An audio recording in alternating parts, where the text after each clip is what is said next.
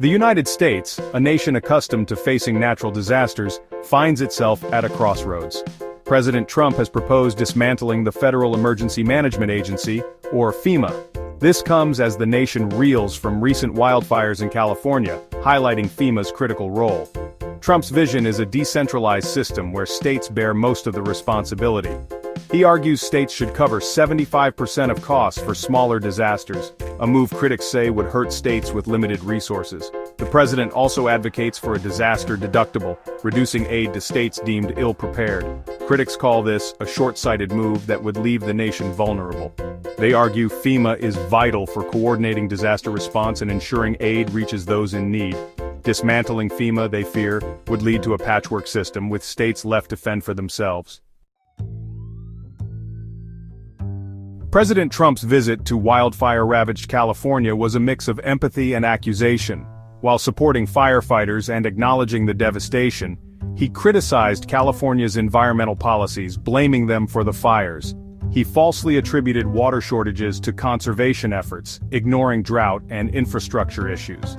Trump's visit to Pacific Palisades, a wealthy enclave, was met with mixed reactions. Some residents welcomed his pledge of federal aid while others saw it as political posturing. Governor Gavin Newsom emphasized the need for cooperation despite past clashes with Trump. Trump pledged to work alongside the state, stating, "We are going to get this done."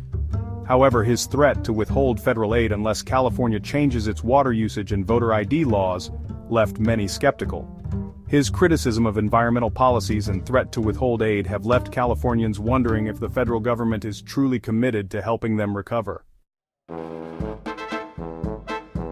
President Trump has escalated his hardline immigration approach. He has authorized the use of military aircraft to deport migrants, raising concerns about militarization and human rights abuses.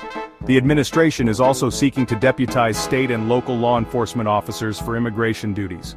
Critics argue this blurs the lines between local policing and federal immigration enforcement, sparking legal challenges and fears of racial profiling.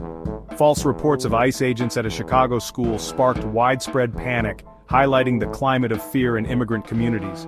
These incidents underscore the deep anxieties triggered by the administration's aggressive immigration enforcement.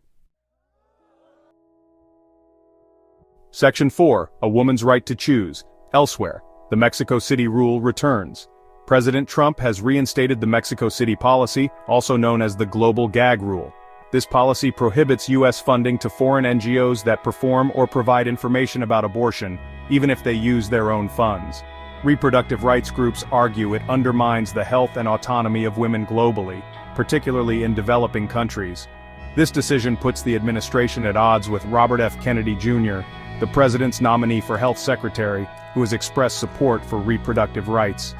The reinstatement of the policy has drawn swift condemnation from reproductive rights groups.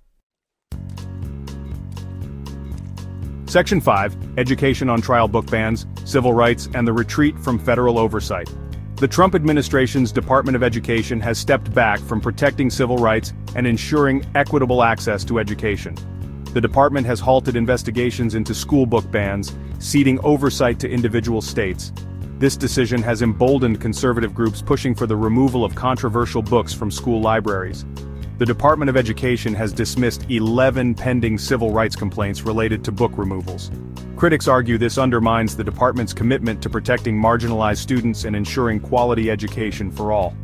The administration's stance on book bans and retreat from federal oversight has ignited fierce debate, with opponents fearing it will exacerbate inequalities and stifle free speech in classrooms.